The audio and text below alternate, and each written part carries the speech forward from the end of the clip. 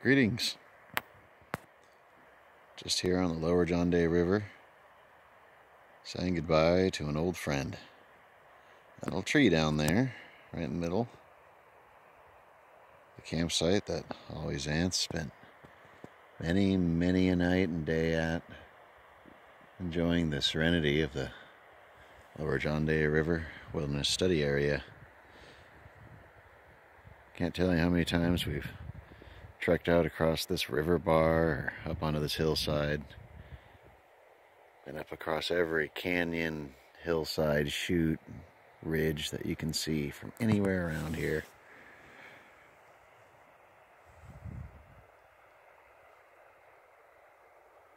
This was going to sort of be our wilderness home.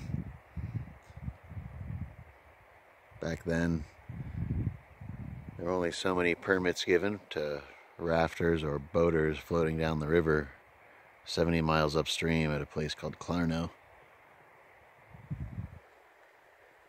Just here about 5 miles from the state park below Ruggles grade, and I presume this was part of the Ruggles homestead.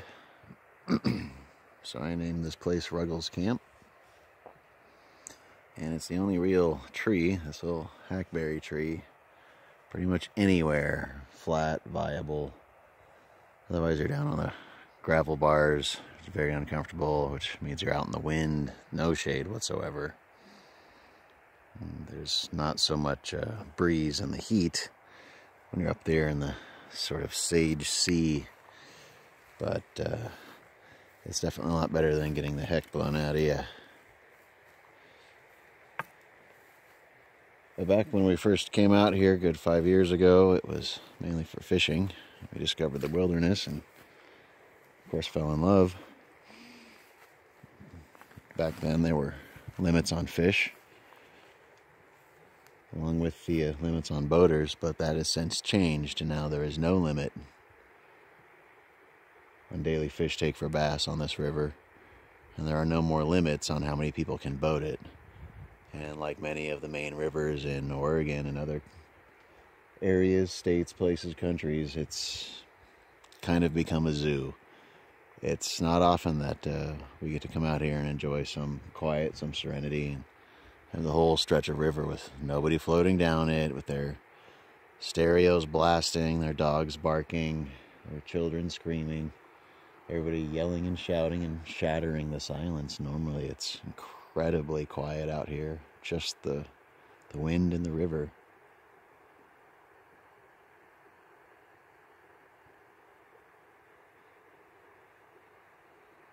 It's the kind of place where you can really get meditative and start finding some inner peace and finding a chance for all the voice in your head and all that inner turmoil to finally quiet down, and you can actually hear yourself really start to think, and you're actually really present, you're here. You sort of can achieve a Zen-like state after a few days, but now that there's so much increased traffic on this river, I've seen all the abuses, all the disruption. None of the boaters are following any of the rules regarding leaving no trace. Boaters are required to pack out their own waste. That means their poop and toilet paper, and they do not. Every single established and unestablished boater campsite out here is ringed with toilet paper and poop smeared toilet paper, which is extremely disrespectful for anyone who wants to hike out here, hunt out here, fish out here, camp out here, backpack out here. And it's certainly quite disrespectful to anybody who lives downstream. And if you don't understand why, I suggest you to spend a few minutes on the old search engine that's right in your hand. The state parks are overrun by people who don't give one crap about where they leave their crap or their trash or how badly they trample or abuse this, because it's free and you can get in for free, and who cares? I want to get my chance. It's quite selfish, but we live in very selfish times. If you want to try and argue that point, I'm going to say Again, look at the object in your hand and ask, why does it have a camera specifically for taking pictures of yourself?